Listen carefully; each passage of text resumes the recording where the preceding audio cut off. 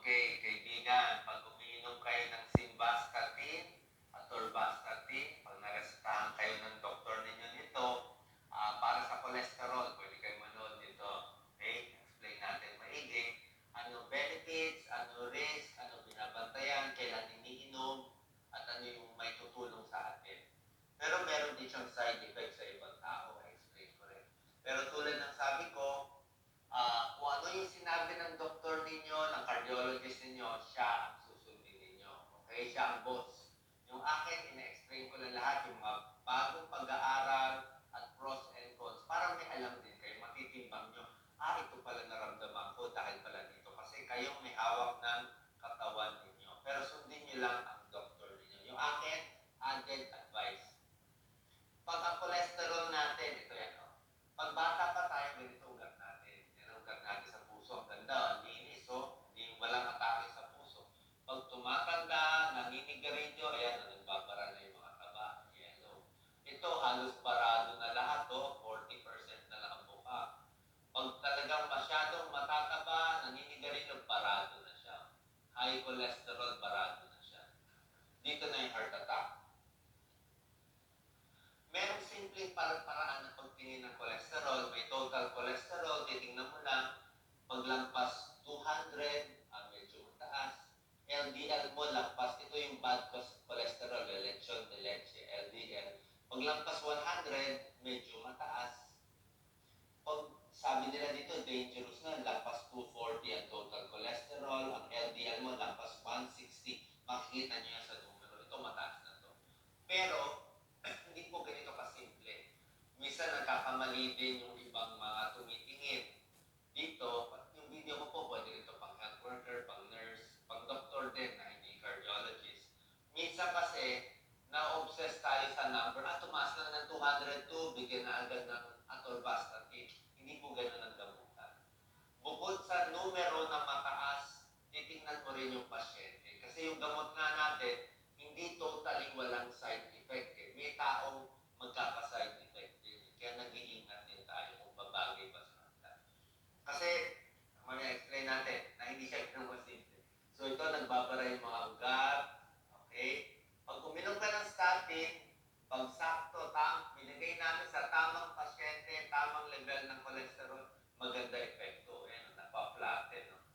Ito, masikip-sikip. Ito, na-flat mo na to. Parang napisa mo siya. Mas stable, hindi siya natatanggal.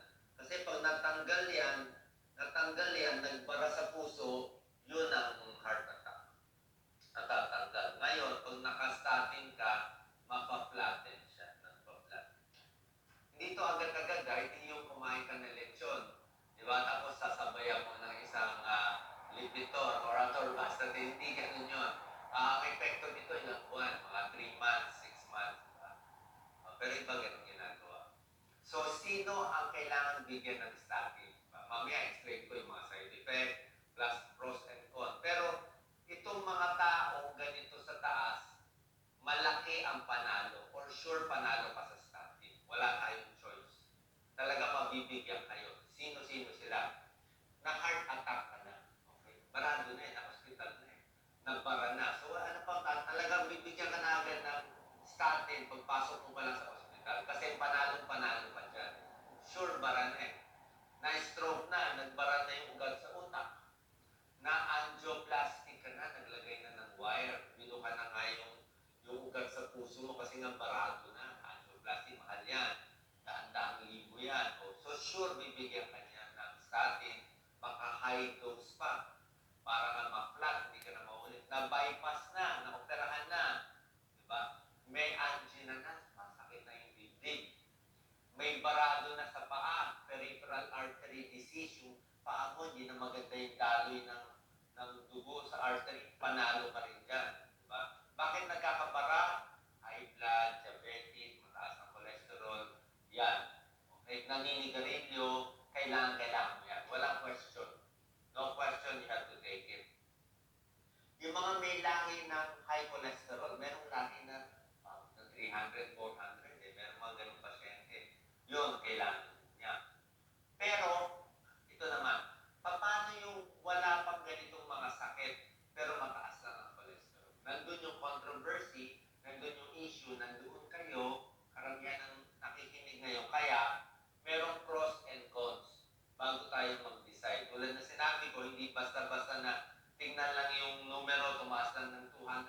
two points na tinas, bibigyan agad ng gamot. Ang panghabang buhay, hindi po ganun yun. Tingnan natin kung sinong panalo pag wala ka pa nitong sakit. Pipiliin lang natin itong gamot na yon sa taong very high risk na atakihin, makakompute ka ng doktor na malaki chance mo atakihin sa puso in 10 years. Kung ito yung factors, yun bibigyan ka na. O ano yung mga risk factors? Tingnan natin ha. So, pag cholesterol 200 and LDL 100 yan. So, pag kayo ay babae, palagay natin sa nakikinig, babae, edad 35 years old, cholesterol mo 240, ang mataas ha, 240. Pero hindi ka naman naninigarilyo, ang magulang mo mahaba naman ang buhay, maayos naman pagkain mo, kahit 240 ang cholesterol mo, sabihin ko, okay lang yan. Huwag muna tayo minom, mag-diet ka muna, mag-oatmeal ka muna, magbabayad ka muna, di mo na kita bibigyan. Kahit 240 siya. Dahil low risk siya. Low risk siya atakihin sa puso. Diba? Wala naman siyang bisyo. Diba? So, hindi ko siya bibigyan. Kasi baka mas malaki pa chance ma-side effect siya. Sino ang mas bibigyan ko? Mas bibigyan ko yung lalaking matigas ang ulo na sigarilyo ng sigarilyo. Talagang naninigarilyo, mataba, edad 50s, hindi nag-exercise, ito pa, may high blood. Taas na ng blood pressure niya, naka-amlodipine na siya, losartan. Tapos mataas pa cholesterol, ay kailangan na niya to. Kasi malaki chance siya atakihin din. Naninigarilyo, hindi nag-exercise, matigas ulo, may high blood, may diabetes pa, overweight pa, tapos may bara-bara pa ng ugat sa leeg. Yan, no? Tapos may lahi pa siya ng kamag-anak na puro may sakit sa puso. Yung mga kapatid niya maaga namamatay dahil na-atake agad. So, high risk siya, bibigyan ko na siya. Nakikita niyo yung picture. Pag ganoon, kahit 210 lang ang cholesterol niya, yung iba ka, kahit normal ang cholesterol, bibigyan mo pa rin kasi malaking benefit. Pero yung babae na healthy naman, like ito si Doc Lisa, si Doc Lisa, uminom yan ng atorvastatin. Pero mababa lang dose kasi wala siyang risk factor. Si Doc Lisa, cholesterol niya 280. Ang taas. Pero wala siya ibang risk factors. Parang lahi nila. Kaya binibigyan mo siya konti lang. 10 milligrams atorvastatin 3 times a week. Pero ngayon isa nila niya. So, tingnan natin yung pag-aaral. Bakit ba marami nagbibigay nito? Kasi ang dami ng pag-aaral nagpapakita pag binigyan mo ng atorvastatin or simvastatin yung tao, less heart attack. Mas hindi sila inaatake sa puso, mas hindi nagkakaroon ng ischemic stroke. Lalo na ito, dati na may stroke. Yan. Tapos, may pag-aaral na mas hindi sila namamatay agad. Mas hindi namamatay kasi syempre hindi sila na heart attack. Kung ito ang curve, ito yung ilang taon pinapainom yung pasyente, 5 years, 6 years, ito yung dami ng atake sa puso. Yung walang ininom na gamot, mabilis atakehin, no? Yung ininom ng atorvastatin, nandito. In 5 years, ganito pa lang, 30%, 30 pa lang out of 100 din ata. Ito ang bilis, no? So nakita nyo, ang laki ng difference, ang laki ng panalo, kaya ang laking percent, 16%, 35%, 20%, bagsak sa pagkakaroon ng event pag umiinom ka niyan. Kaya nga, ang dami na re-resetahan yan. Pero kung titignan mo yung absolute number dito, lalahima ko konti. Ganito kami mag-compute ng mga cardiologists. Ito para sa taong high risk, 35% risk 10 years. High risk siya atakin. Lalaki, mataba, naninigarilyo, diabetic, high blood. Mako-compute yan. Kung puro ka matataas, high risk ka, atakihin in 10 years, binigyan ka ng atorvastatin, 100 kayo, ilan masisave? Hindi lahat masisave. Wala namang ganung gamot na magic na. Pag 100 kayo, 13 maliligtas. 13 na dapat atakihin, itong yellow, hindi na sila atakihin. Pero merong iba, hindi naman inatake, uminom o hindi din atakihin. Merong iba, red, kahit bigyan mo ng gamot na statin, aatakihin pa rin. So, ang na-save mo, 13 out of 100. Ganyan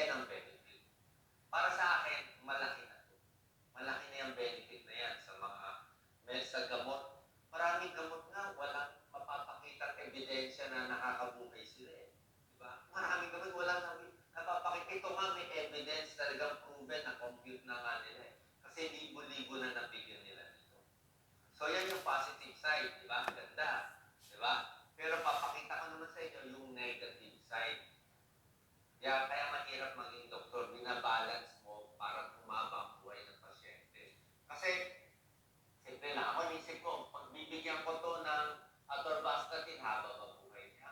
Gusto mo mababuhay niya. Eh kung hindi naman pala niya kailangan, nandun siya sa low risk, baka makuha lang niya itong 6 na side effect, di nalagutan pa tayo. Diba? Ano mga side effect? Medyo marami-rami din nagkaka-liver problem with statin, lalo na mataas ang dosis. Namamaga yung atay, tumataas SGPT, SGOT. Merong iba tumataas pa ang blood sugar. Yung hindi pa diabetic, yung normal people tumataas konti. Sumasakit ang mga binti, ang muscle. Muscle na ano siya. Yung iba nga nasisira pa yung muscle, rhabdomyolysis. Saka sa brain, ito hindi pa gano'n sure. Sa memory, hindi pa sure. Pero ito sa mga muscle and liver problem meron. Kaya pag sinek ang SGPT, SGOT, tumataas. Ilang percent, hindi naman marami, pero meron. So, pinaka-side effect ng mga statin, muscle problem, rare, bihira. May bihira daw sa rare disorder na take ng statin, nagiging serious. Meron sa binablock. May binablock ng statin. Meron mga genetic problem na biglang lumalala. Pero bihira. At meron din all chance na tumataas ang pagdugo sa utak. Naki-prevent na yung pagbara, yung ischemic stroke. Pero yung hemorrhagic stroke, hindi natin sure. May possibility dito. Nakita nyo may pros and cons. Ito yung bad effects na pwedeng mangyari. Ito yung good effects na gusto natin mangyari na pwedeng mangyari. Magbawasan ng heart attack pag hindi namamatay o bawasan ng ischemic stroke para sa utak. Pero baka masira liver mo, baka masira muscle mo, o baka tumaas yung sugar mo. Diba? So, titimpangin natin. Okay? Papasimplihan sa inyo.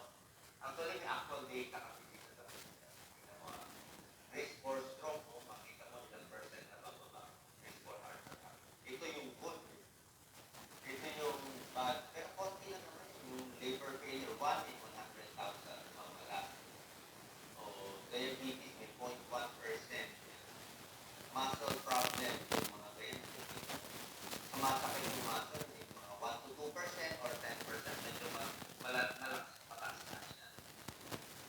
So, sino ang binibigyan nito? Yung may sira ng liver. Kung sobrang malakas uminom ng alak, huwag na po. Diba? Kasi, tapos iti-check ang SGPT, SGOT mo. Pag mataas na lang, pag 100, dapat 200, usually hindi na binibigay. Sa buntis, hindi rin binibigay. May muscle, sumasakit na yung mga muscle mo, hindi na rin binibigay. May kidney failure, hindi na rin binibigay. Kita nyo, tinitimbang. Hindi po ganun kasimple na mataas ang cholesterol mo, sige, inumin mo, kumain ka ng crispy pata, sige, uminom ka. Hindi po ganun kasimple. Kaya nga, itong nga tinuturo ko, mas safe tayo dito, kumain ka na ng gulay, mag-exercise ka na lang, magpapayat ka na lang, maglagay ka ng sleepers sa bibig, ganun na lang. Turo yan sa handle ng doctor natin. Lagay na ng sleepers sa bibig, para hindi mag-sleep. Supplement mo ng mga fish oil, vitamins, walang problema, mga isda, bawas red meat, diet, kung kaya nga vegetarian, exercise muna, huwag agad excited, uminom ng statin, weight loss muna, okay, tingnan natin kung bababa. O, diba? Minsan may 2 months, try ko rin, subukan mo na gawin ito. Kung mapapababa natin na medyo bumababa konti yung cholesterol. Tsaka huwag din ma-obsess sa number. Kung na sinabi ko, kahit lampas 200, yung total cholesterol mo, kahit yung LDL mo, lampas 100, pag okay ka naman, healthy ka naman, di naman super taas, pwede naman wala. Dahil ito din ang wika, kahit hindi natin, konti-konti lang. So, avocado, oatmeal, bababa ng 20 points ang cholesterol mo. Yan. O, suha, orange, lahat ng okra, lahat ng sari-saring gulay, high fiber, green leafy vegetables, di ba nakababa ng cholesterol yan, carrots, apple, at iba pa. Alam niyo naman yung healthy, tingnan niyo naman. Diba? Anong gagawin natin? Kasi nakastatic kayo. Yung bastatin at orbantatin. Tapos, feeling mo sumasakit yung muscle mo. Diba? Or meron ka nararamdaman side effect.